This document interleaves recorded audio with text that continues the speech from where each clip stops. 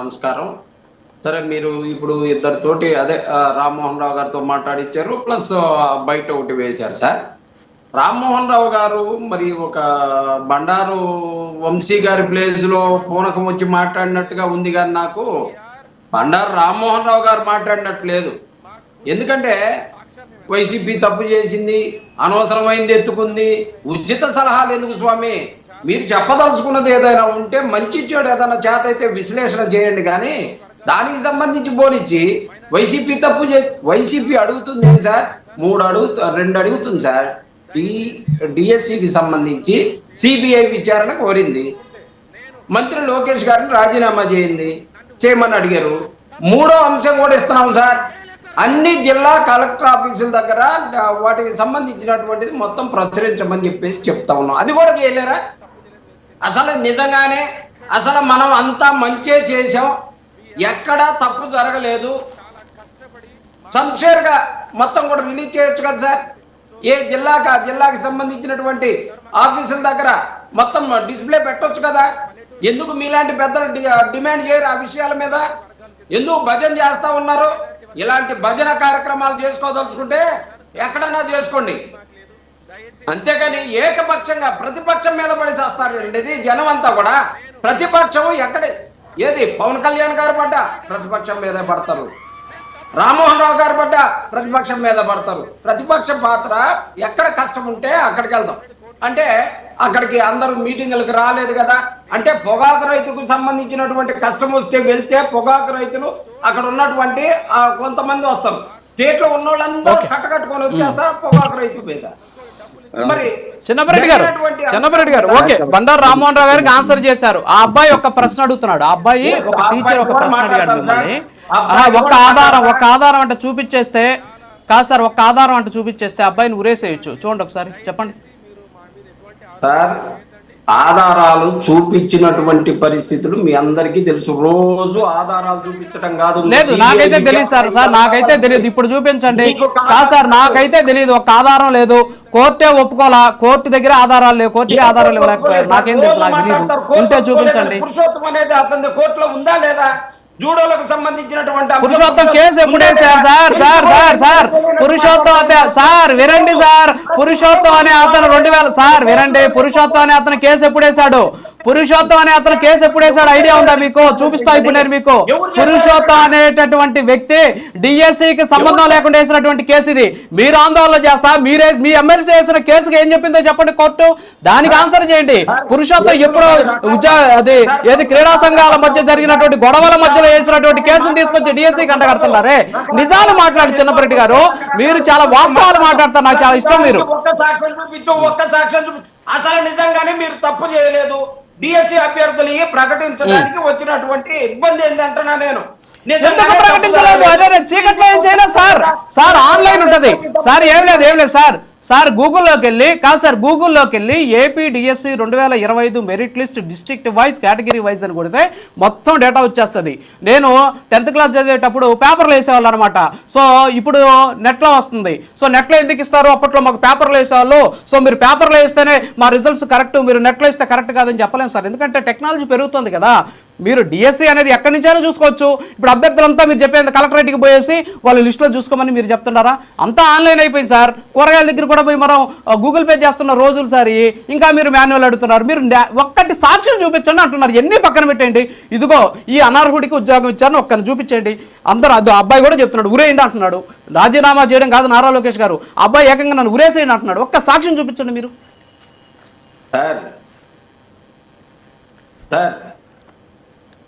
ఎన్నిసార్లు చెప్పండి. వైఎస్ఆర్ కాంగ్రెస్ పార్టీ ఒకటే కోరతా ఉంది, డిఎస్సి అభ్యర్థులకి అన్యాయం జరిగినటువంటి వారికి న్యాయం చేయమన్నాం. మిగతా వాళ్ళందరూ మంచిగా ఉద్యోగాలు తెచ్చుకున్న వాళ్ళందరినీ కూడా సంతోషిద్దాం, వెల్కమ్ చేద్దాం, వాళ్ళందరూ కూడా కాంగ్రెస్ చెప్దాం సార్. దాని గురించి కాదు, అన్యాయం జరిగినాడు. ఇప్పుడు రాష్ట్ర వ్యాప్తంగా జరిగేటటువంటి ఇష్యూస్ అందరికీ అన్యాయం జరగదు, కొంతమందికి అన్యాయం జరుగుతుంది. అన్యాయం జరిగిన పక్షాన వైఎస్ఆర్ కాంగ్రెస్ పార్టీ ఉంటుంది.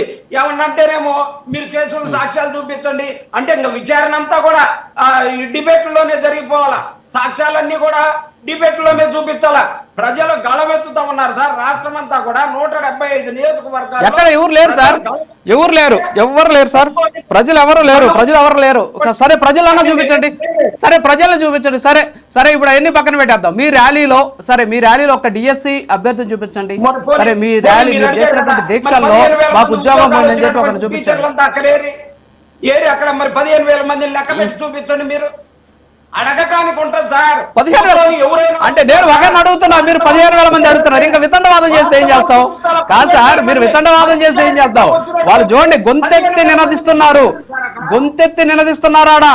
కాదు సార్, అయ్యా మేము కష్టపడి చదువుకున్నాం, దయచేసి బురద జల్లొద్దు, మా మానసిక పరిస్థితులతో మీరు ఆడుకోవద్దు, మమ్మల్ని అనుమానంగా చూస్తున్నారు, మా కుటుంబాల్లో మమ్మల్ని, మా బంధువుల్లో మాకు పరువు పోతుంది, ఈవెన్ దో స్కూల్లో ఉన్నటువంటి టీచర్లు కూడా, తోటి టీచర్లు, విద్యార్థులు కూడా మమ్మల్ని అనుమానంగా చూస్తున్నారు, చాలా ఇబ్బందులు పడుతున్నాం అని చెప్పేసి వాళ్ళు ఆవేదన చెందుతున్నారు సార్. కనీసం వాళ్ళ మానసిక స్థితినైనా అర్థం చేసుకోండి, ఒక్క సాక్ష్యం చూపిస్తే సరిపోద్ది కదా. చేయమని చెప్పేసి మా తోటి విద్యార్థులకి అన్యాయం జరిగింది, వారి కోసం మేము సపోర్ట్ గా ఉంటాం. జరగలేదంటే మళ్ళీ జరిగింది అంటారు మీరు. సార్ ఐఏఎస్ అధికారులు వచ్చి చెప్పారు సార్. ఐఏఎస్ అధికారులు ఏం చేస్తారంటే ఒక స్క్రీన్ వేసుకున్నారు. కాదు సార్ చిన్నపరెడ్డి గారు, కాదు అదే ఐఏఎస్ అధికారులు చెప్పారు. అందుకే ఇక్కడ చిన్నపరెడ్డో లేకపోతే చిన్నపరెడ్డి గారో లేకపోతే రాజునో లేకపోతే ఇంకొకరు కాదు, ఐఏఎస్ అధికారు, ఇండియన్ అడ్మినిస్ట్రేటివ్ సర్వీస్ కి సంబంధించినటువంటి అధికారులు చెప్పినటువంటి పరిస్థితి. ఇదిగోండి సార్, ఇదిగో వీళ్ళకి ఎందుకు ఉద్యోగం రాలేదంటే ఇందుకు రాలేదని చెప్పి చాలా క్లియర్ గా చెప్పారు. మరి అది కూడా నమ్మట్లా మీరు. అభ్యర్థులు చెప్తున్నారు అయ్యా తప్పు చేస్తుంటే ఉరేయండి అంటున్నారు, అయినా మీరు ఒప్పుకోవట్లా, అయినా తప్పు జరిగింది అంటున్నారు. ఒక్క సాక్ష్యం చూపించమంటున్నావు, మీకు మేము చూపించం అంటున్నారు. ఇంకా మీకు కావాల్సిన న్యాయం ఏంటి చెప్పండి? అన్యాయమే జరిగినప్పుడు ఇక్కడ న్యాయం గురించి న్యాయాల గురించి జరగలేదని మీరు సర్టిఫికెట్ ఇచ్చి రామ్మోహన్ రావు గారు సర్టిఫికెట్ ఇచ్చి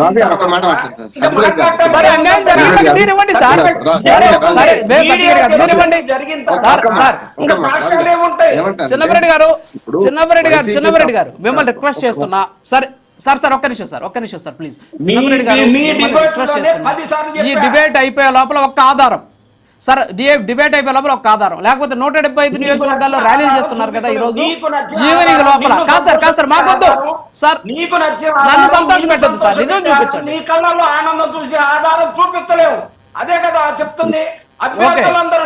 మీరు జగన్మోహన్ రెడ్డి గారి కళ్ళలో ఆనందం చూడటం కోసం కాదు సార్, మీరు జగన్మోహన్ రెడ్డి గారి కళ్ళలో ఆనందం చూడటం కోసం ఈ రోజు అక్కడ ఉద్యోగాలు తెచ్చుకొని అష్ట కష్టాలు పడి జాబులు తెచ్చుకున్న వాళ్ళ మీద మాత్రం బురద చల్లుతారు.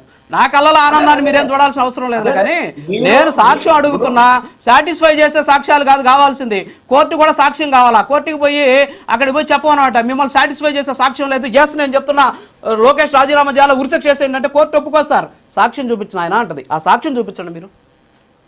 సార్ సాక్ష్యం చూపించాగానే అన్నిసార్లు చూపించాం, కానీ మీకు చూపించినటువంటి సాక్ష్యాలు చూపించలేకనే, మీడియా జడ్జిమెంట్లు చెప్పలేకనే, మీడియా జడ్జిమెంట్లో మేము సాక్ష్యాలు చూపించలేకపోతున్నాం సార్. ప్రతిరోజు కూడా మీకున్న సాక్ష్యం చూపించండి.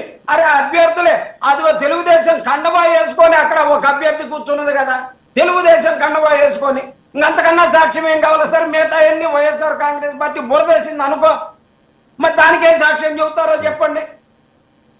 అరే ఇప్పుడు అవుట్ సోర్సింగ్ సంబంధించినటువంటి వ్యక్తి నవీన ఎవరో అతని పేరుంది, అతనికి సంబంధించి టాప్ ర్యాంక్ వస్తుంది, ఉద్యోగం మాత్రం వద్దంటాడు. అంటే ఉద్యోగం వద్దన్నాడు కదా, అందుకని అతనికి ఏమి ఇవ్వలేదండి. అంటే టాప్ ర్యాంక్, మాస్ కాపింగ్ అంతా మొత్తం పేపర్ ప్రిపేర్ చేసేది అక్కడ మొత్తం ఉన్నది అతనికి టాప్ ర్యాంకింగ్ వస్తుంది. మీకు అది సాక్ష్యంగా కనపడదు.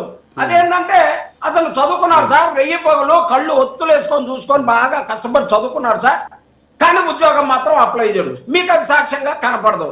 మరి అతని వెనకాల అతనికి అన్ని మార్పులు వచ్చిన తర్వాత ఎంతమందికి అమ్ముకున్నారో, ఎవరెవరికి ఏం చేశారు, సాక్ష్యం అనేది ఎక్కడ జనరేట్ అయింది సార్? ఒక చోట పుట్టుద్ది, దాన్ని ఇన్వెస్టిగేషన్ చేసుకుంటూ పోతే సాక్ష్యాలు వస్తాయి. ప్రతి సాక్ష్యం కూడా మీడియా చూపించి ఇదిగో సాక్ష్యం అని చెప్పి సాక్ష్యం చూపించలే. కానీ ఇవాళ మీరు ర్యాలీలు చేయండి, ఓకే, మీరు ర్యాలీలు చేయండి, ఓకే, ఆల్ ది బెస్ట్. ఒక చిన్న బ్రేక్ ఉంది, బ్రేక్ తర్వాత కంటిన్యూ చేద్దాం. మీరు ఏం సాక్ష్యాలు చూపించొద్దు, ఓకే, మీరు మార్గంలోనే మీరు వెళ్ళండి, okay, all the very best.